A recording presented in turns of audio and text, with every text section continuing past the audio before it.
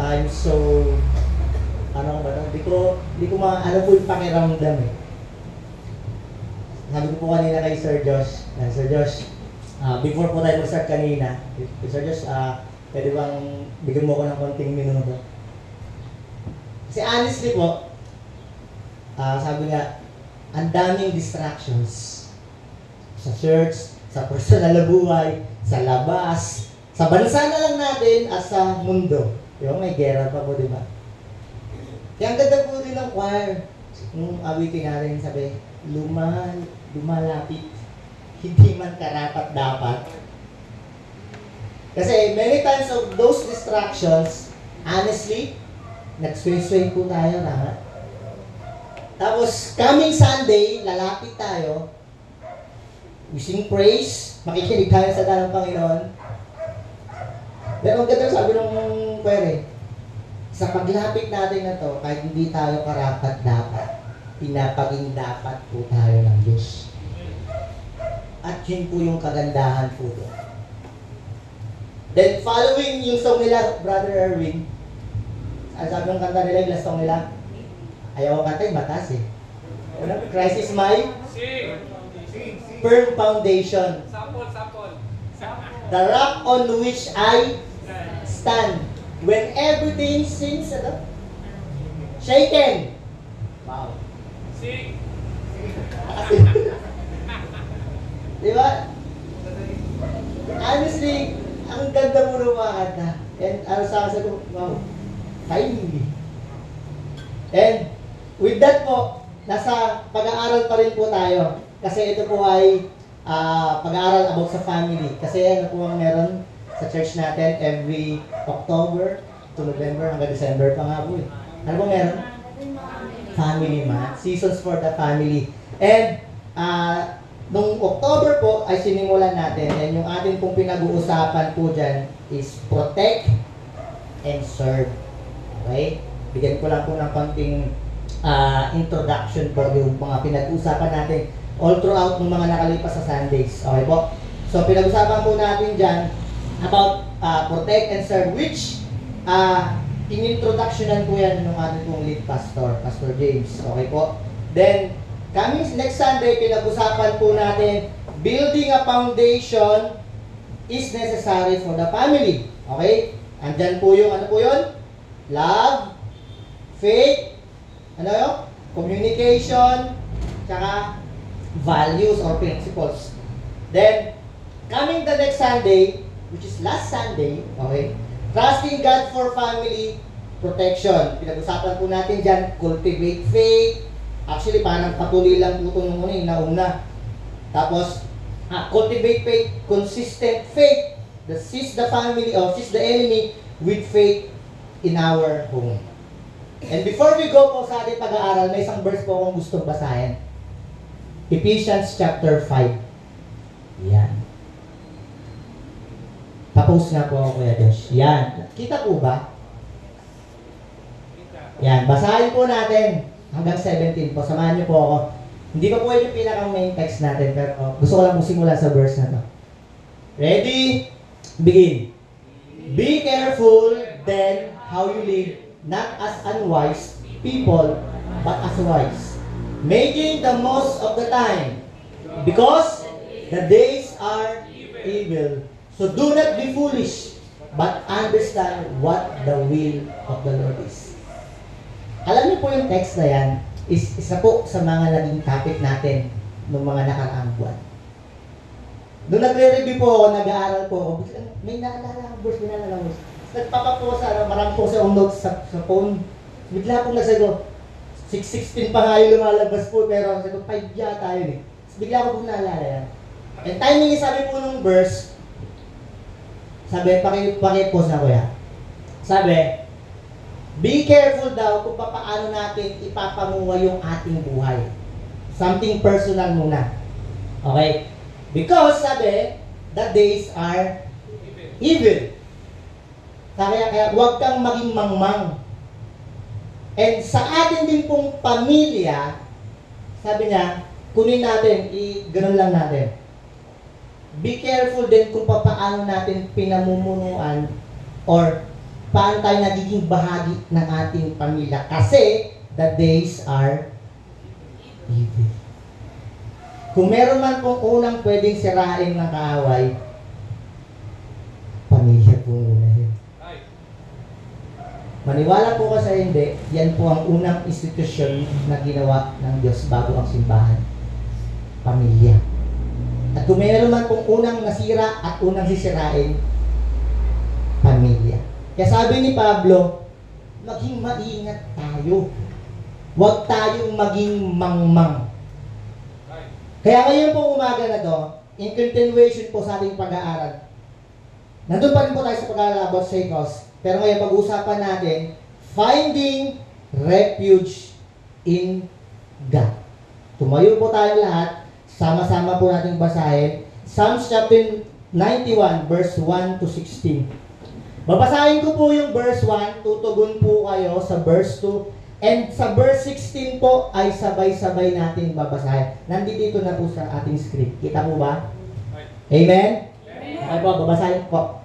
Psalms chapter 91, verse 1 to 16. Verse 1, ito po ang sabi, "You will live in the shelter of the Most High, who abide in the shadow of the Almighty." Verse 2.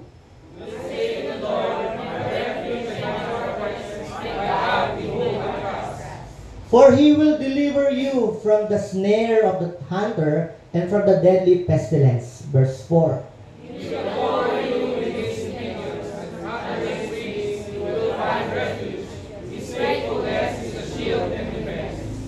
"You will not fear the terror of the night, or the arrow that flies by day." Verse 6 po.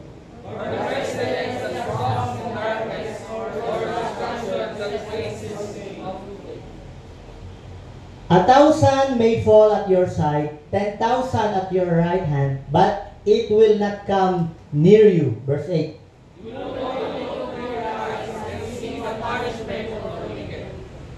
"Because you have made the Lord your refuge, the Most High, your dwelling place." Verse 10.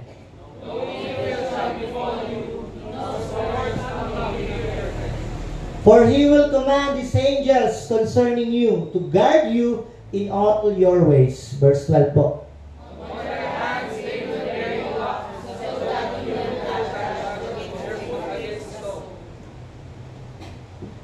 "You will tread on the lion and the adder, the young lion and the serpent you will trample underfoot." Verse 14.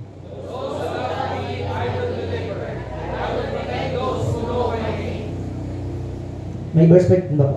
"When they call to me, I will answer them. I will be with them in trouble. I will rescue them and honor them." Verse 16, sabay-sabay po tayo. "With long life, I will satisfy them and show them my salvation." Panginoon po, mapapurihan, manalangin po tayo saglit. Mapagpala naming Diyos na makapangyarihan po sa lahat. Panginoon, maraming salamat po sa kalayaan ng sandali na makapag-aral, na magbulay-bulay ng inyong salita. Patuloy dalangin namin sa aming kalagitnaan ang malawak mong pangungusap, malawak mong pagkilos, Panginoon. Anumang badya ng kaaway sa kalagitnaan namin, kayo po malayang pumigil at patuloy, Panginoon, ang inyong pong pangungusap sa bawat isa po sa amin, ang tunay naming marinig. Itago niyo po ako sa iyong likuran, kapahayagan niyo lamang po maipahayag. Sa pangalan ng aming Panginoong Hesus. Amen. Maaari na po tayo makaupo. So, what does refuge mean? Ano ba ibig sabihin ng refuge?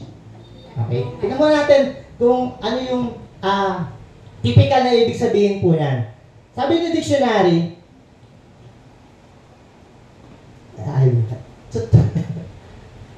yan, what does refuge mean? Dalawang meaning po. Kunin mo natin yung sinabi ng dictionary.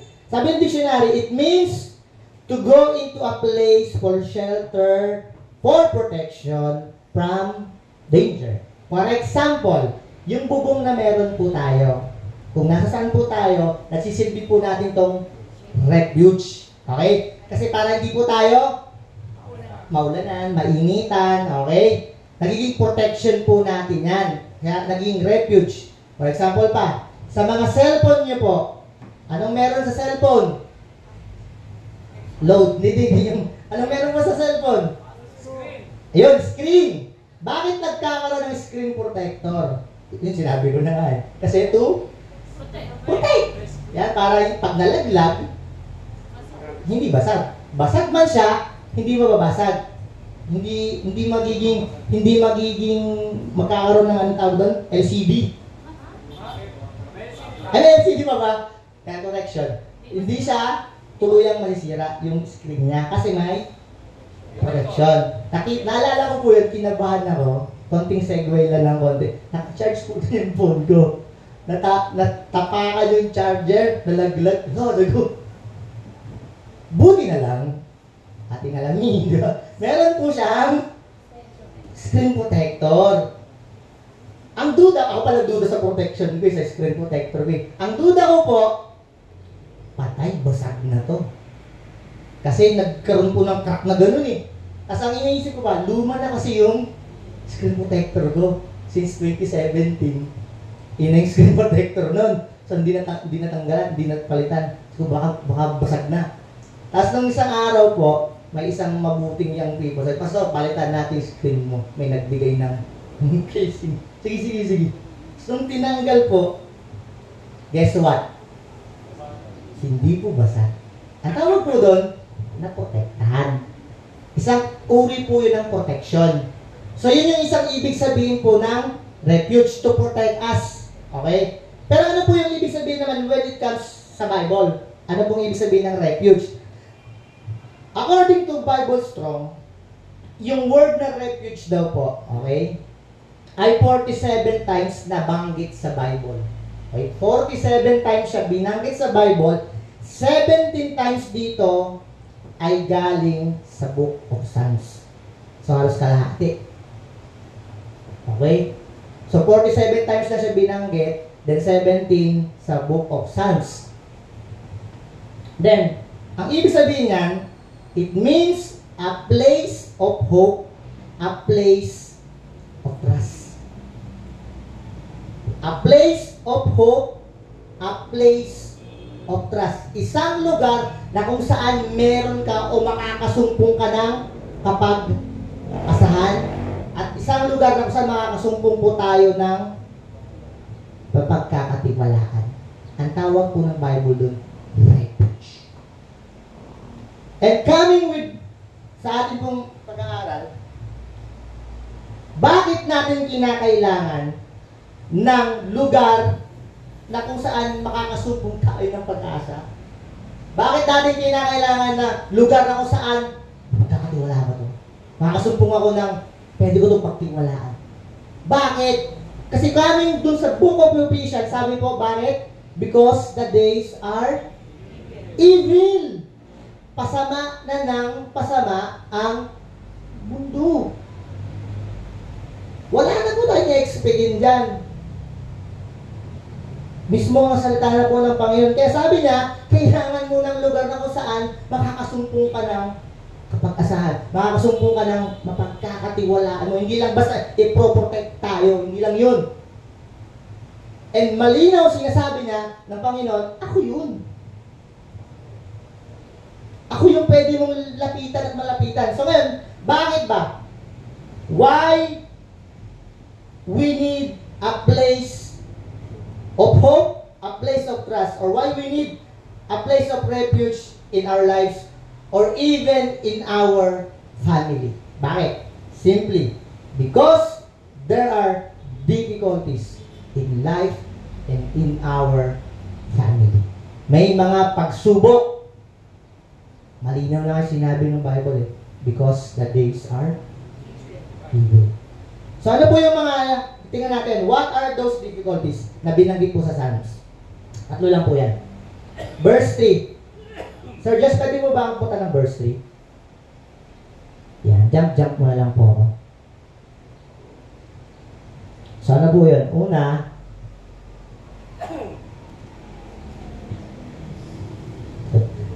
hinahangin po ako eh. Yan. At verse 3, sabi po dyan. Again, sabi niya, for He will deliver you from the snare of the hunter, from the deadly pestilence. Notice po yung mga word na ginamit po dyan. Sa ibang salin po, ang ginamit na word dyan, fowler. Okay? Hindi yun yung fowler na alam nyo. Hindi yun yun. Fowler and snare. Yun po yung ginamit. So ano po ba yung fowler? Binanggit po dun sa version natin dito, hunter.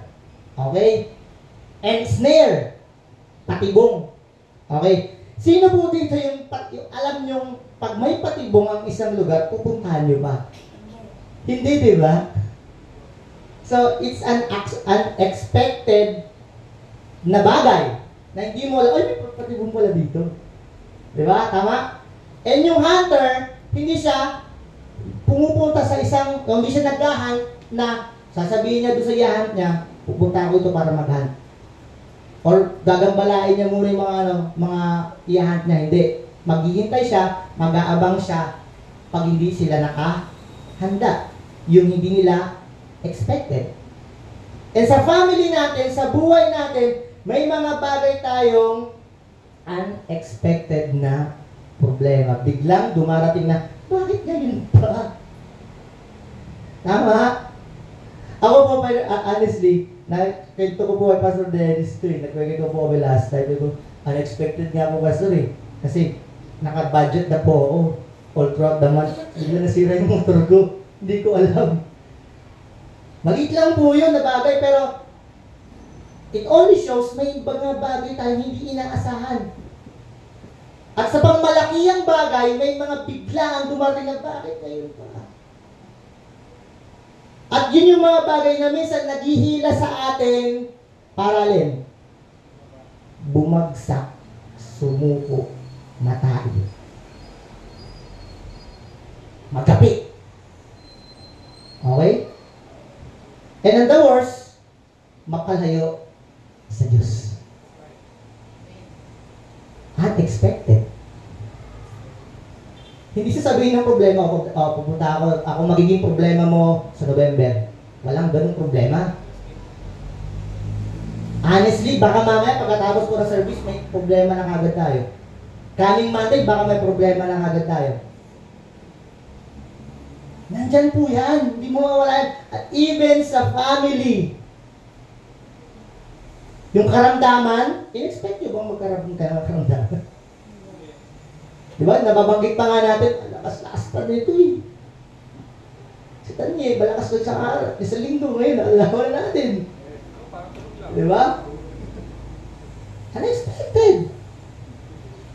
May mga bagay tayong hindi inaasahan ng problema and it will drag us para mapalayo sa Panginoon. Para silang patibong. Para silang mga hunter. Anong sabi ng Panginoon dyan? What does God say about it? Verse 4. Sige, ako na lang magbabasa dito. Sige, sabi ko sa verse 4, He will cover you with His pinions, and under His wings you will find refuge. His faithfulness is a shield and a buckler. Ano sabi ng Diyos sa mga unexpected problems natin? Sabi na, He is our refuge. He will cover us. The word cover po na ginamit dyan, it means a screen to put something over on the top.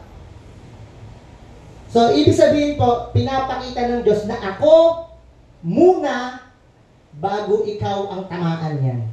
In short. Just like yung screen protector po na kinikwento ko po sa bawat isa sa atin. Bago po nabasag yung totally screen ko, yung screen protector muna yung nabasag. And katulad din ng Diyos, sinasabi niya dito, anak, ako ang refuge mo, ako ang kanlungan mo. Iko-cover kita. At yung cover na yon, hindi lang sa side, hindi sa kung saan man. Ako muna ang haharap. And ang ganda ng pangako ng Panginoon, sabi ng Bible, walang pagsubok na hindi nalampasan ng Diyos. At walang pagsubok na ibibigay ang Diyos na hindi natin kakayanin. Ganun palang pangako. Pero bakit dun sa mga unexpected problems, nanghihina na tayo. Saka na lang. Ano ba naman? Mamaya ka na lang, Lord. Nasegregate pa natin sa Lord. Pero ang ganda ng pangako, sabi niya, anak, ako kanlungan mo eh. And I will cover You. Akala kasi natin cover yung kaagad natatanggal. Hindi. Ano na yun? Nandun na, permanent na nandun yung covering ng Panginoon sa atin. And ang nakakatawa nito, sabi nga may isang passage pa sa Bible, minsan naging struggle din natin. Kaya ayokong mag-share kasi niloloko ako, binibiro ako eh. Yung persecution sa akin, sa school, pag sa family, pinapersecute ako eh. Sabi ng Bible, blessed are those who persecute dahil sa pangalan ko. So, ibig sabihin, sinasabi, pinapakita lang, anak, hindi ka totally nasasaktan. Ako. Kasi nga, bakit? Ako yung covering, ino-cover kita. Nasubukan nyo na po bang i-cover kayo or mag-cover kayo sa isang bagay? Ganun yung pinapakita rito ang covering ng Panginoon. And ang pinakamaganda daw, sabi sa verse, He is still going to be there for us. Wow. Hindi nawawala. Ang tawag po dyan, faithfulness. Disregard kung anong ginagawa mo ngayon.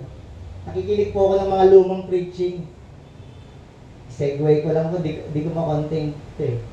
Ngayon po mga lumang preaching po ni Billy Graham. Sabi ni Billy Graham, may dalawang bagay lang daw po na kung saan hindi hindi malilimutan ng Panginoon. Dalawang bagay po. Una, hindi niya malilimutan yung mga nagagawa natin. Yung mga pagkakasala natin, alam ng Diyos yan. Walang nakakaligtas dyan. Bilangan ng buhok natin, alam ng Diyos eh. So, maging yung mga small details na nagawa natin, alam ng Diyos. Pero here's the nakakatuwang part. Yung isang bagay na hindi niya kinakalimutan niya. Kinakalimutan niya, nakalimutan yung mga bagay na yan. Sabi ng Hebrews, your sins and iniquities I will remember no more. Wow. Being faithful. Kasi isang beses sa buhay natin, nagpasya tayo na sabihin natin, Panginoon, tinatanggap kita. And from that moment, sinabi na ng Panginoon, anak, ako na ang refuge mo. Iko-cover na kita. Kaya mga kapatid, huwag po tayo manunod sa dahil meron lamang pong unexpected life events sa buhay natin. Para mag-drag out yun sa akin, para suko na muna ako, hindi na muna ako mag-church. Hindi na muna ako maglilingkod sa Panginoon. Kasi nakaka-discourage eh. Dahil kung ipagpapalit mo yung bagay na binigay sa'yo ng Panginoon. Diba? He is our refuge. He will cover us. Pangalawa po, verse 5. Sabi po ng verse 5, you will not fear the terror of the night or the arrow that flies by days, or the pestilence that stalks in the darkness, or the destruction that wastes at noon. May mga bagay po na kung saan, ang ginamit ko po dyan is the word uneasy. Nagtataka sa isipan ko, pero gusto kong makita natin yung bagay na ano yung madalas tumatakbo sa isipan natin. Ano yung meron dyan? Ano yung meron dyan? Sabi dito kasi, fear. Fear of the night nga lang ginamit dito eh. Anxieties. And ito yung mga nagkokos sa atin para yung isipan natin magkaroon ng hindi tamang pag-iisip. Magkaroon ng bagay na kung saan yung dapat tamang pag-iisip na iniisip natin ay hindi nagiging tama. Kasi bakit? Napupuno na tayo ng takot. Napupuno na tayo ng pagdududa. In short, nagiging, sabi nga ng Facebook, huwag kang nega. Diba? Napupuno na tayo ng negativity. Kasi yung mind natin, punong-puno na lang, sabi dito, fear. Takot. Dalawang madalas kinakatakot daw na meron tayo. Alam po ba yun? May dalawang bagay daw, typically ang tao kinakatakot. Una, yung totoong bagay. Yung mga totoong bagay. For example, takot kang lumangoy sa swimming pool. Ano ba yun? Typical na takot yun. It's a true. Hindi ko may kakaila sa sarili ko yun. Takot ko yun eh. Takot pumayat. Takot ko din yun. Gusto ko kumakain. Typical na takot po yun. Hindi ko may kakaila yun. And meron pa, natatakot, mamatay. Patay na po, pakatayin na natin agad. Patayin na natin. Tama, di ba? Honestly, sa inyong isipan, minsan, dumarating pa rin po sa isipan natin na tayo po ay natatakot mamatay. Hindi dahil maapekto yung kaligtasan natin, iniisip natin kasi, yung mga maiiwanan ko, yung pamilya ko, bata ko. Tama? Nagiging nakakatawa lang siya, pero yun yung totoo. Totoo yun eh. Natatakot mawalan ng trabaho. Tama? Typical na takot yun. Totoong takot yun. Tell me honestly, hindi kayo natakot mawalan ng trabaho? Hindi pa sa batakang to.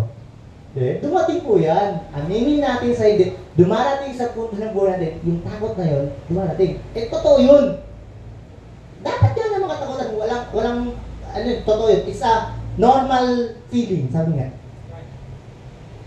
Pangalawa, hindi lang yung totoong takot, pangalawa yung hindi totoo. Yung mga bagay na hindi totoo na kinakatakutan din natin.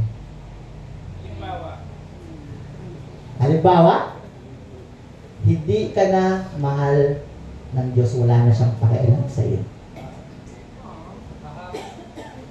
Na, yung sitwasyon mo ngayon, hanggang dyan ka na lang. Wala ka ng pag-asa. Kaya maraming tao, ganito na lang ako. Ganito na lang, ganito na sinasanayan ko eh. Yun yung maling takot. Kasi, yung maling takot, yung mas lalo nating pinaniniwalaan. Minsan. At yun yung bagay na nakakalungkot. Hindi na nga totoo eh. Tama? And na nakakalungkot dyan dahil yung mind natin, yung isipan natin, ang daming gulo-gulo. Totoo ba to? Hindi ba to totoo? Ano bang totoo? Tao ba to? Hayop? Hindi ganun na eh. And sabi ng salita ng Panginoon, an ideal mind is a devil's workshop. Hindi ko nagsabi nun. Ang magulong pag-iisip, ang hindi tamang pag-iisip is a devil's workshop. Napunta na po ba isang workshop na lugar? Nandun yung may mga gamit. For example, dati junk shop po ito, di ba? Isang example siya ng workshop. May gamit na panglagari, may gamit na pangputol, may gamit na pangpukpok, may gamit. Nandun yung iba't ibang gamit na pang junk shop. May kiluhan. Okay, magagamit yun para junk shop. Kasi yun ay workshop ng junk shop. Eh sabi po, an ideal mind is a devil's workshop. Nagiging kasangkapan pala yun.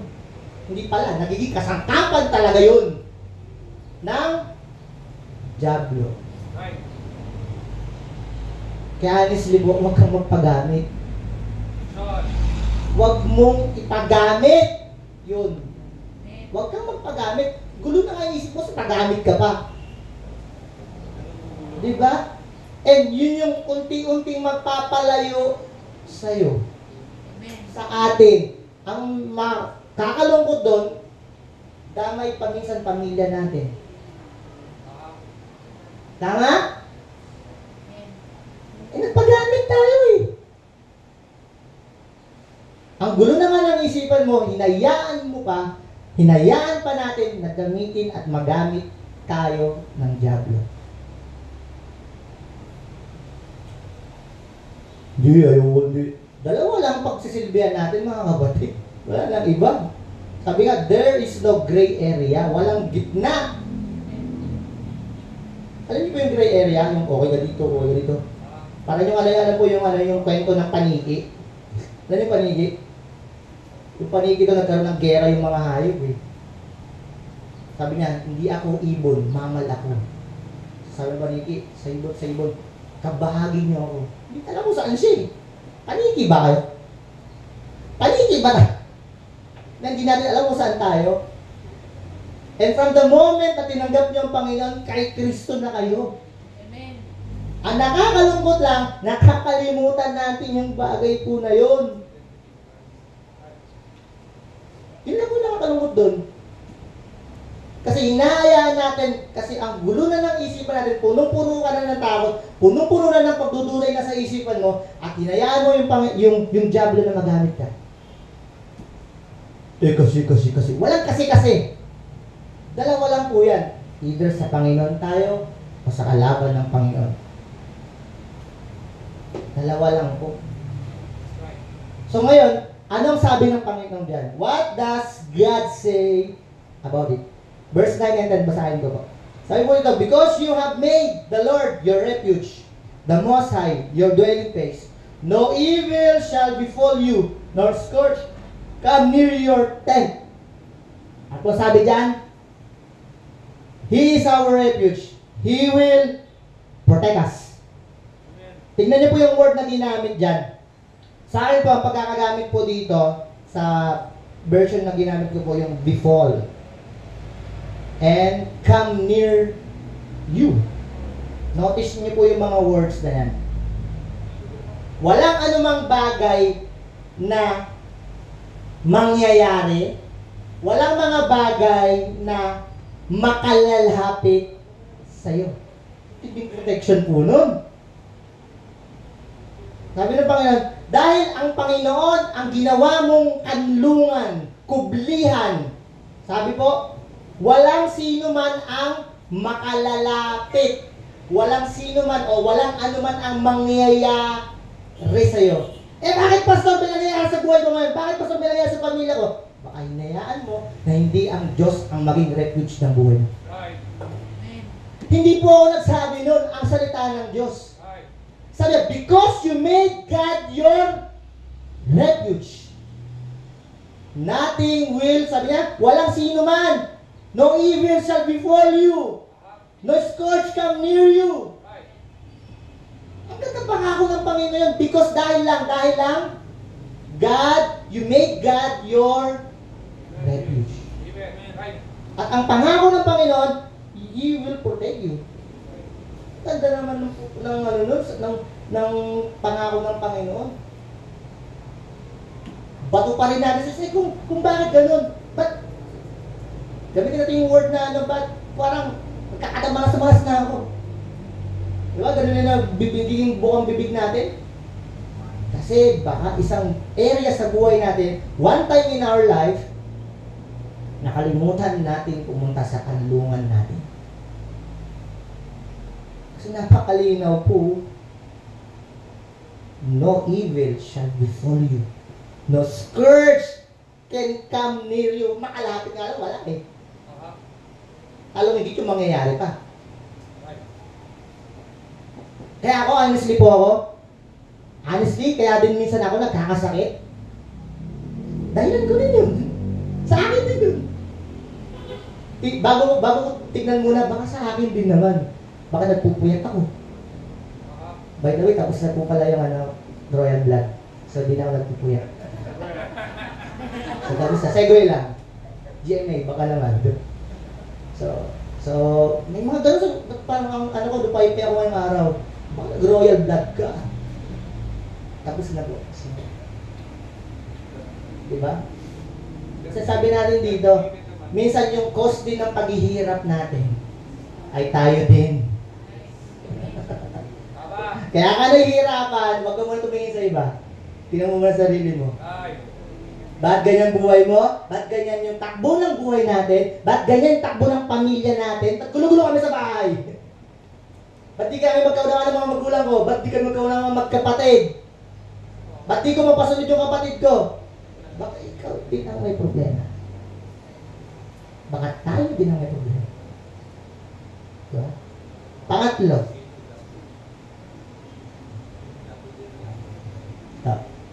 Verse 5 and 6. Basahin ko lang po ulit. Sabi niya, you will not fear the terror of the night, or the arrow that flies by day, or the pestilence that stalks in darkness, or the destruction that wastes at noon.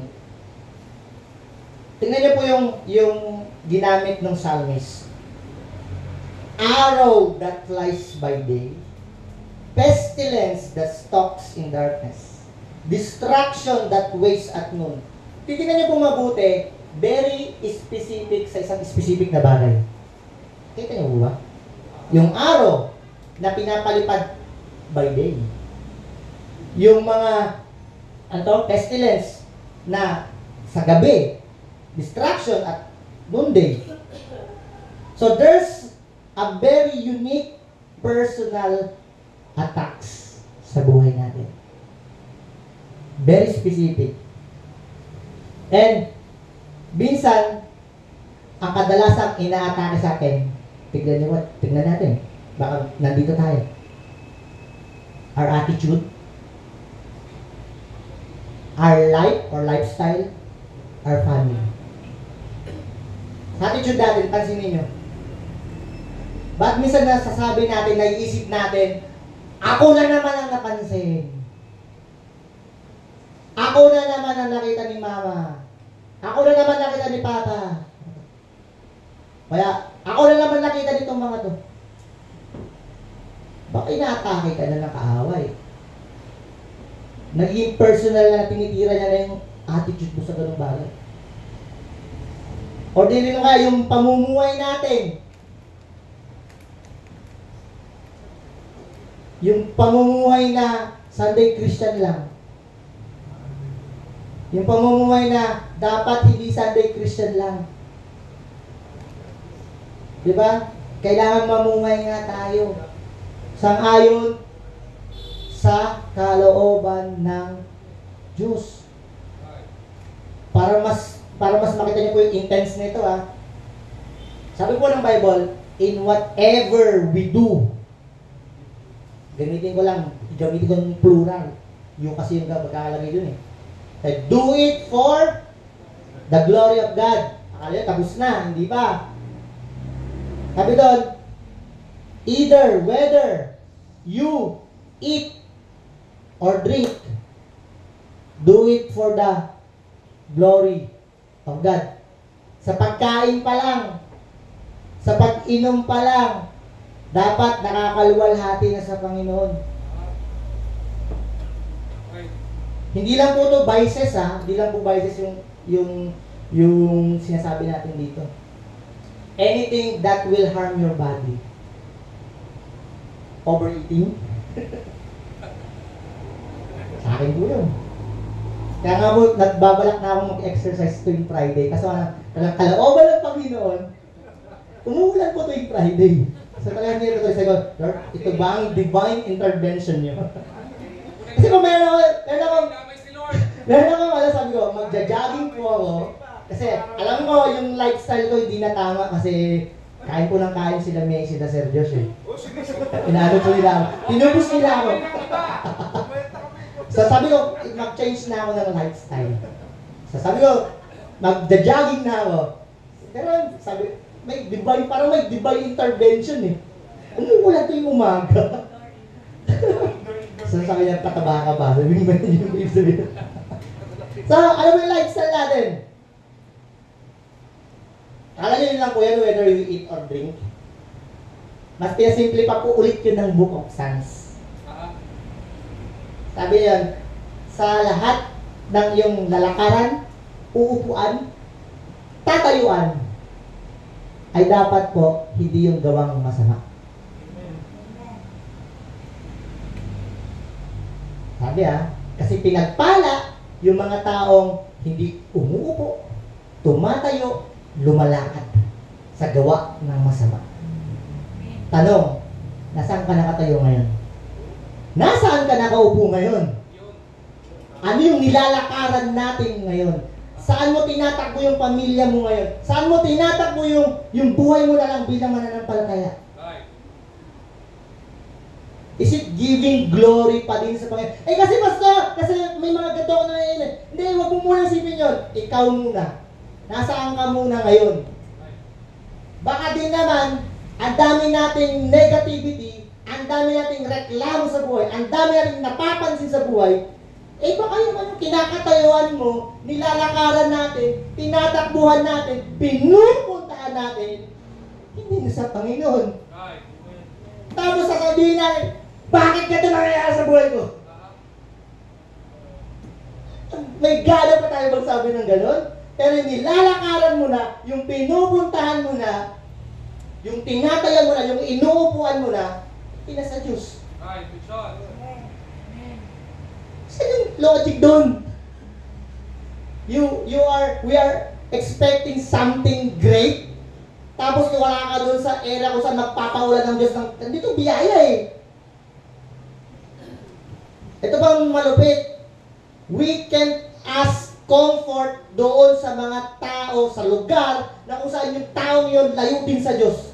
Honestly, tayo pong mananampalataya, naghahanap tayo, we are seeking something doon sa mga bagay na bakay comfort ako. Ha? Mas gusto mo pa yun? Mas gusto pa natin yun? Nasa ayunan yung mali natin ginagawa doon na honestly, alam naman natin, alam nyo naman, mali na yung ginagawa nyo. Kahit tanungin ko kayo ito, hindi niyo sasabihin na hindi ko alam na mali yung ginagawa ko. Ano ka, bata? Maski yan, bata, alam ng bawal tumawid eh. So, alam niyo tama at mali. So, hindi na usapin po dito kung tama o mali ba yung isang bagay. Ang usapin dito, nasaan ka? Nasaan tayo? Saan mo na inililid yung pamilya mo? Saan mo na inililid yung buhay mo bilang mananampalataya? And maghahanap tayo ng comfort, magkakalimpungpungan tayo, magsasama-sama tayo, hanapin ko, kukomport ako dito kasi pareho kami. Ha? Sabi ng Panginoon, siya yung refuge mo, hindi naman din ako. Hindi rin si ate, hindi rin si kuya. Ang sabi? The Lord God Almighty. Sa Kanya mo hanapin. Sa Kanya natin hanapin. Kaya yung mga personal na atake na yon, wala, bibigay na tayo. Hindi natin namamalayan, hindi nyo namamalayan, unti-unti na tayong lumalayo sa Diyos. Hindi, nakakatakot. At magkakamakigray ka na, nahihiya na akong bumalik. Natatakot na akong bumalik. Nakakahiya na bumalik. Sa dinami-dami po, ito honestly, sa dinami-dami po ng mga nahawakan ko na pong Bible studies, mga young people, mga taong na-meet ko na po, there is only one common answer na binibigay nila. Nakakahiya na eh. Wala na pong time machine para balikan natin yung mga nakaraan. Na mali kasi decision ko eh. Walang ganun. So ngayon, kung nasa saan ka ngayon, yun yung malaking implication doon. Ano yung lifestyle na ginagawa mo? At yun yung inaatake ng kaaway. At hindi lang yun. Not only our attitude, not only our lifestyle, also our family. Di ba meron na tayong kataga dyan? Kantiin mo na ang lahat, wag lang ang aking ano mo? Pamilya. Mas naman. Di ba? Galawin mo na lahat. Di ba? Mga ano eh. Pero pag yun yung inatake, ano yung nangyayari? Di ba? Ang nakakalungkot, minsan, ang pamilya din pa ang nagiging dahilan para mapalayo din tayo sa Panginoon na hindi dapat. Or tayo nag-focus sa pamilya para hindi natin sila madala sa Panginoon na hindi dapat. Kasi nga, dahil meron tayong attitudes, meron tayong lifestyle eh. Kailangan matanggal. So So ngayon, ano sabi ng Panginoon? What does God say about it? Verse 4 and 7. He will cover you with His pinions, and under His wings you will find refuge. His faithfulness is a shield and a buckler. Diyan po ako sa verse 7. 1,000 may fall at your side, 10,000 at your right hand, but it will not come near you. Sabi ng Panginoon, He is our refuge. He is our shield. Okay? Pansinin niyo po yung word na shield na ginamit dyan. How ironically, same state na sinabi ni Apostle Paul po sa Ephesians chapter 6 last week. Binasa po natin to. Sabi doon, in every situation, take the shield of faith. In every situation. Sa lahat ng pagkakataon, dalhin, bitbitin, sukbitin, yung ating shield ng pananampalataya. Okay?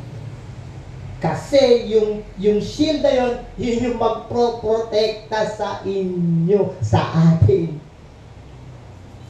Kasi inaatake na tayo, ginugulo na ng kaaway, yung tinitira niya na yung lifestyle mo, tinitira niya na yung attitude mo, tinitira niya na yung buhay mo, tinitira niya na ng kaaway yung pamilya natin, carry natin yung shield. Talhin natin yung shield. Isukbit natin yan, huwag nating iwan. Ano daw yung shield? Faith. Yung ating pananampalataya sa Kanya. Baka naman, dala-dala po natin yung ating pananampalataya every Sunday lang. On a regular days, hindi ako siya. Hindi ako pananampalataya. Ganun po. Meron po akong idea dati, nakakatawa po yung idea ko dati. Ano po, may idea ko dati. Monday hanggang Saturday, hindi sabi man, hanggang Saturday morning, okay lang gumawa ng kalokohan. Kasi sa Saturday night, pwede humingi ng repentance kay Lord. Christian na ulit ako. Then Sunday, tapos balik na naman. Cycle na gano'n yun. Ganun po ba? Hindi ka gano'n.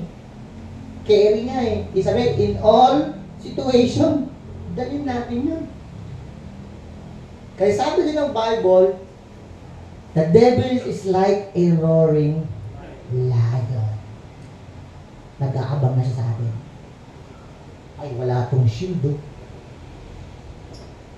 Ay, walang dala-dala. Kaya may biruan po kami lagi sa dorm. Si Kuya Nasha makaka-attest niyan. May biruan po kami lagi sa Ate Karen. May biruan kami lagi sa dorm. Pag sobrang bad mood yung tao, bibira nila, hindi ka nag-devotion. Parang guidance eh. Di nag-devotion na, kaya yung espiritu na. Diba? Kaya po yung sa amin po sa mga young people, napakalaking bagay po nun. Personally, I was encouraged doon sa ganung, meron po sa GC, may mga Bible passage po doon. Kasi sila ng mga Bible passage.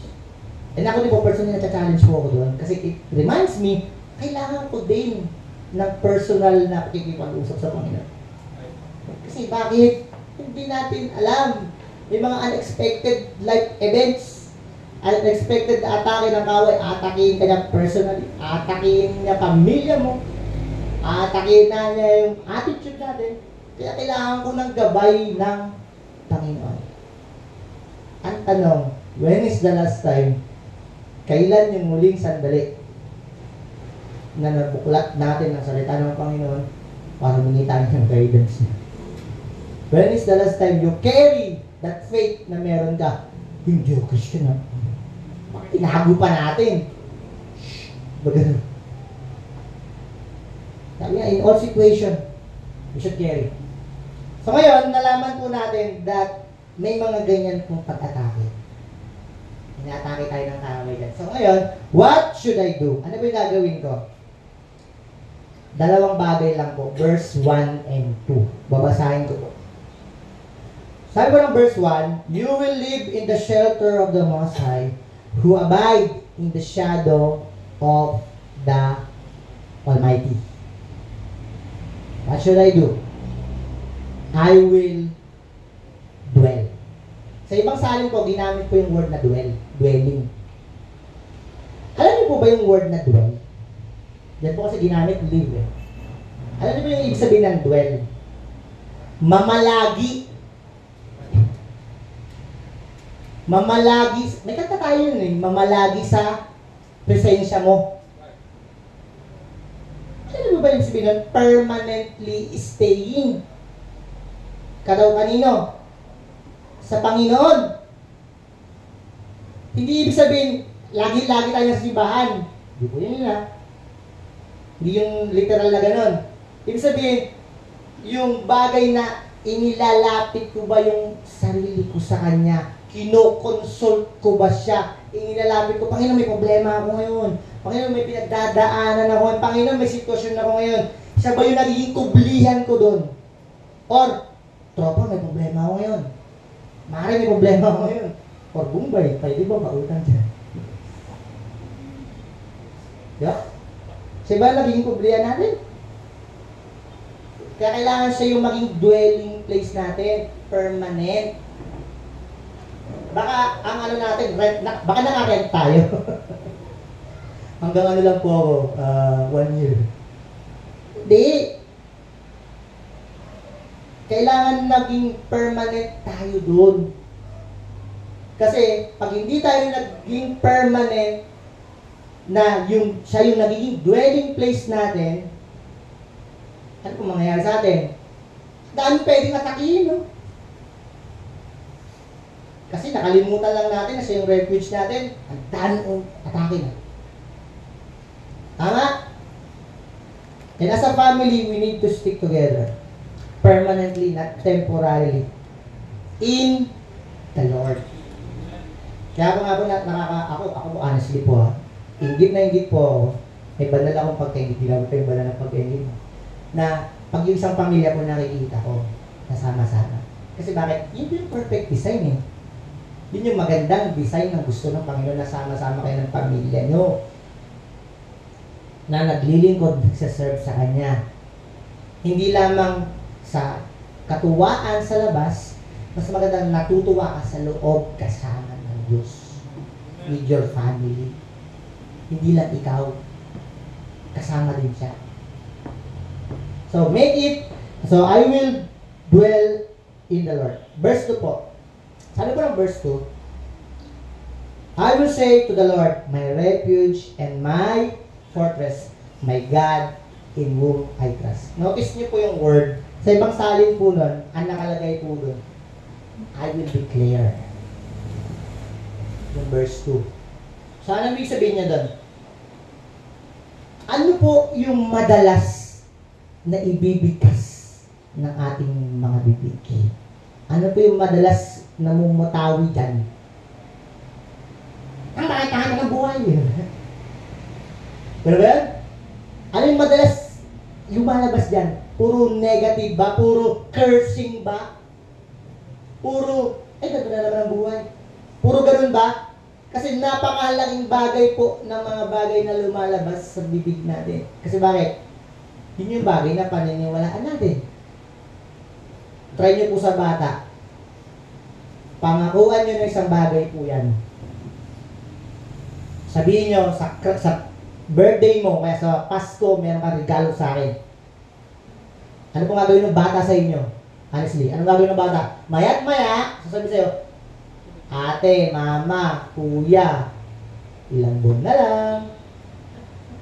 Tama? Tapos pag dumating na po yung araw, nasa na yung pinangako mo.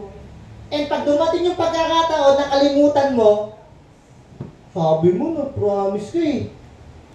Nakakuha niyo ba yung idea? Yung isang bagay na ipinangako mo, nagiging makapangyarihan po yun. Lalo sa bata. And ang tanong, ano yung madalas lumalabas po sa mga bibig natin? Ano yung madalas po sinasabi? Sinasabi mo, ang Panginoon ang kalakasan ko, ang Panginoon ang kanlungan ko. Yung ba yung madalas sinasabi? May mga problema dumarating, may mga pagsubok na dumarating sa iyo, sa pamilya natin. Ano yung madalas lumalabas din sa bibig natin? Ano yung madalas sa atin sinasabi? Ano yung lumalabas dyan? And, natatawa, ang galing talaga ng Panginoon eh. Alam niyo po mamaya sa youth, ako din bulik preaching. Ang topic po namin, Book of James po kasi kami. Eh, timing niya, dyan yung Lord talaga eh. Taming the tongue, yung topic namin mamaya eh. So, may relation. Kasi bakit? Ano yung ginagamit natin pang salita? Dila. Makapangyarihan tunan. Either it builds up or tear down. Either it gives life or death. Sa pamamagitan lang po ng salita. So mag-iingat po tayo kung lumalabas dyan. Kasi yun yung paniniwalaan mo, lalong higit, yan yung pangahawakan ng taong makakakinig sa'yo. Kaya kami po, kami mga nag-aaral, napakalaki po ng ano namin sa Panginoon. Kasi kung mali-mali sasabihin namin ito, ano ko yun sa Panginoon? Kasi bakit maililid ko po kayo sa mali? May ipupunta ko po sa isang bagay na hindi sinasabi ng Diyos. Pero sinasabi sa atin sa sandaling ito, anak, ano ba yung lumalabas sa iyong bibig? Eh sabi dito ng psalmist, I will declare, I will say that the Lord is my refuge. Pinoklaim niyo po ba yun? Pinoproclaim ba natin every time na mayroong mga difficult situation sa buhay natin? Naproproclaim po ba natin yun? Or napupunta tayo, si ganito na naman yan eh. Wala na.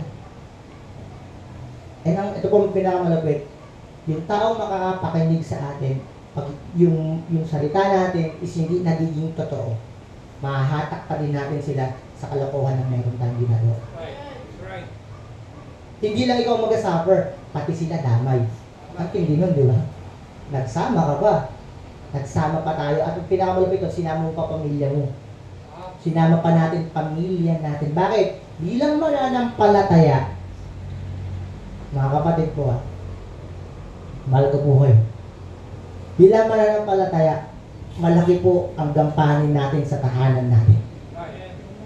Can be careful on what you say. Hindi ko sinasabing huwag kang mag-imik sa bahay. Ang sinasabi natin dito, sinasabi ng salita ng Panginoon, sabihin mo kung ano yung totoo. Pastor, baka masaktan. Eh sabi ng Panginoon, kung yun ba magtatama eh. Minsan, we are living in a world na full of compromising. Na okay lang sabihin ng kasinungalingan, okay lang sabihin ng hindi tama. Baka kasi masaktan. Baka hindi ko mawin kay Lord eh. Hindi mo nga mawiwin lalo kasi bakit? Kasi nungalingan sasabihin mo eh. Yun yung sinasabi ng mundo. Alam niyo ba sabi ng mundo? That God is love. Tama naman yun.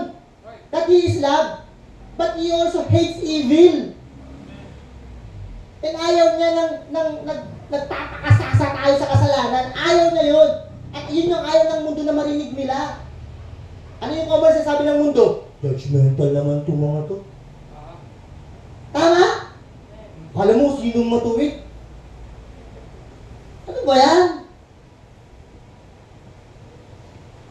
Ganun.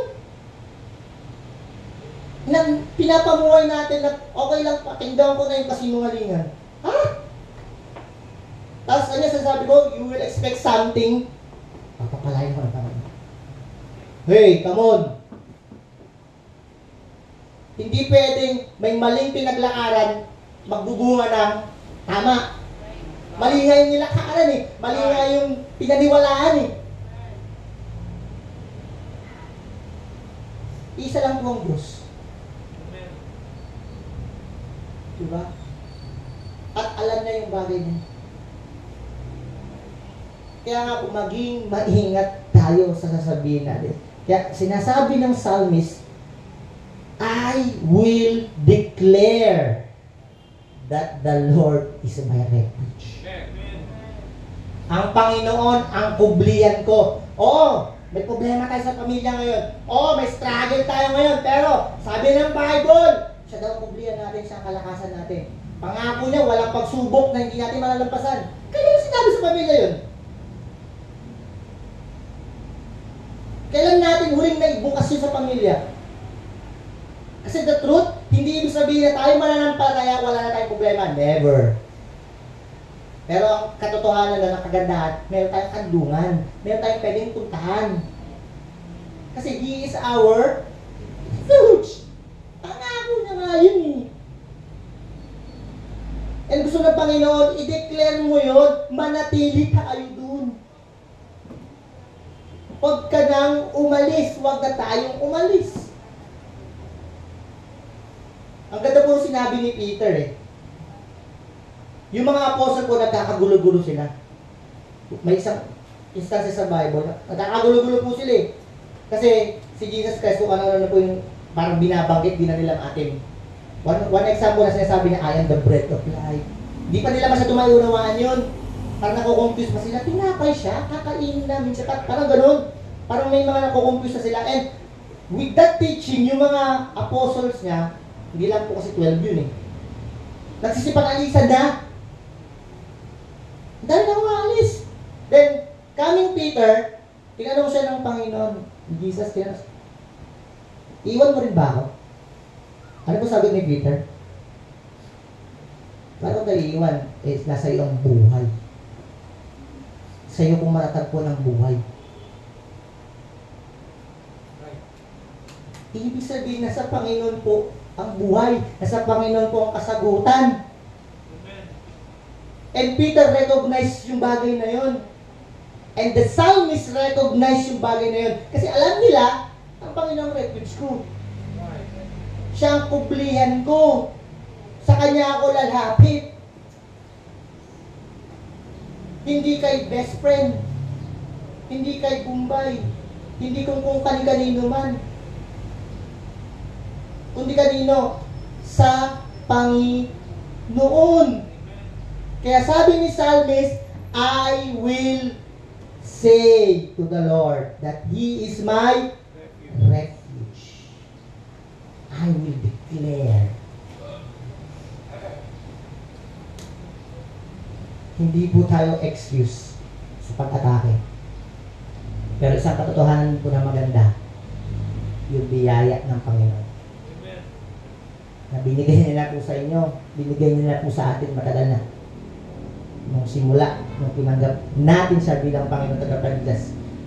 Sabi niya, He is our refuge. In conclusion po, ang sabi po niya, pa-post niya ako.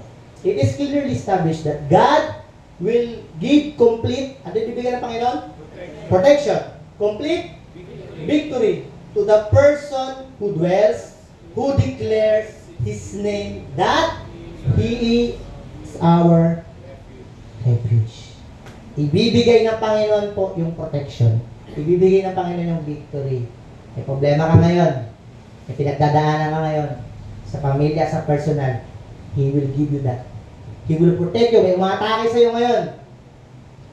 If you only what? Dwells and declare that the Lord is our refuge. Tayo po tayo na. Tayo pinadalangin.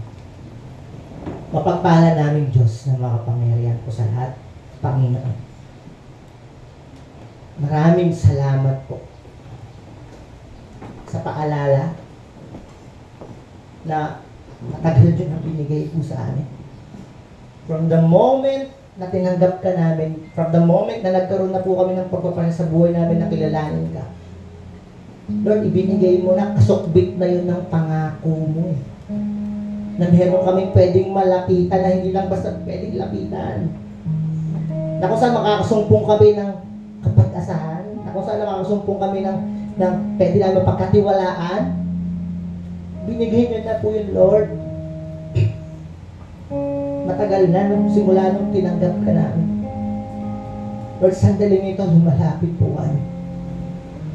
Lumalapit kami sa inyong biyaya, lumalapit kami sa inyong minsan pa, Panginoon, patawad po. Kasi honestly, nakakalimutan na namin yun. Kasi sa kabi-kabilang atake ng kaaway, sa kabi-kabilang mga bagay na nangyayari sa paligid namin, sa kabi-kabilang nangyayari maging sa sarili namin, nakakalimutan na namin tumakbo papalapit sa iyo ulit. Lord, hayaan mo nga po. Ihalaw mo po, Panginoon, sa kabilaman po ng magulong kapaligiran namin, magulong isipan namin. Lord, make a way. Please, Lord. Alam namin yung pagkilos mo nandyan. Lord, makita namin, tulungan niyo po kami. Kasi honestly, ayaw po namin mapahamak eh. Hindi lamang po kami, pati yung pamilyang meron po kami. Pati po yung mga taong tumitingin po sa amin. Honestly, Lord, ayaw naman namin sila mapahamak eh. Pero minsan, dahil sa mga bagay, Panginoon, na nakakalimutan namin, doon sa mga bagay din na pagpapalo, sa mga bagay din na hindi magandang nangyayari, nadatamay din sila. Lord, sandaling ito, tulungan niyo po kami. Tulungan niyo po ang bawat kapatid ko po nandito. Nalakaran, puntahan, tayuan ang katotohanan na kayo lamang po ang pwede namin maging kanlungan, Panginoon. Lalong higit sa mga pinagdaraanan namin. Yes, Lord, we know the truth. Hindi kami excuse sa problema. We know the truth. Hindi kami makakaligpas sa mga ganitong bagay. May isang katotohanan din. Kayo po ang kanlungan namin. Kayo ang pwede namin malapitan. Ma-embrace po namin yon, manamnam namin yung katotohanan namin. Hindi lamang po. Bagkos, may isa pamuhay namin to sa bawat araw ng buhay namin. Maraming salamat, Ama, sa paalala mo sa tanging pangalan ng Panginoong Hesus. Amen. Tawagin po natin natin pong pastor.